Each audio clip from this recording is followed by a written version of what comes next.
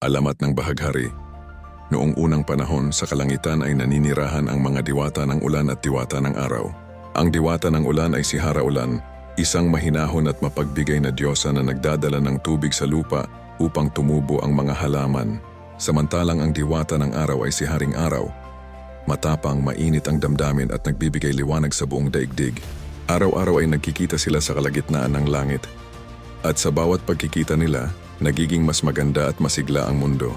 Sa tagal ng kanilang pagsasama, umusbong ang isang pag-ibig sa pagitan ng araw at ulan. Isang pag-ibig na bawal dahil sinasabing hindi maaaring magsanib ang init at lamig, liwanag at dilim. Ngunit hindi nila kayang pigilan ang kanilang damdamin. Tuwing dumadalaw si Haraulan sa lupa, sinusundan siya ni Haring Araw. At sa kanilang pagtatagpo, sumisilang ang kakaibang liwanag sa kalangitan. Makukulay, kumikislap, at nakabalandra mula langit hanggang lupa. Ngunit nagalit ang mga Diyos sa itaas. Ipinagbawal nila ang muli nilang pagkikita sapagkat nagdudulot daw ito ng kaguluhan sa panahon. Minsan ay ulan, minsan ay araw, minsan sabay. Nalungkot si Haraulan at si Haring Araw sa kanilang huling pagpupulong. Yumakap sila ng mahigpit sa gitna ng langit. Umiyak si Haraulan at ang kanyang mga luha ay nahalo sa liwanag ni Haring Araw.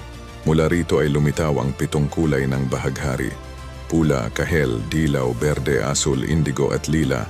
Sa gisag ng kanilang walang hanggang pagmamahalan, mula noon tuwing matapos ang ulan at sumikat ang araw, makikita sa langit ang bahaghari, paalala ng pag-ibig ng araw at ulan, isang pag-ibig na kahit bawal ay patuloy na nagbibigay kulay at pag-asa sa mundo.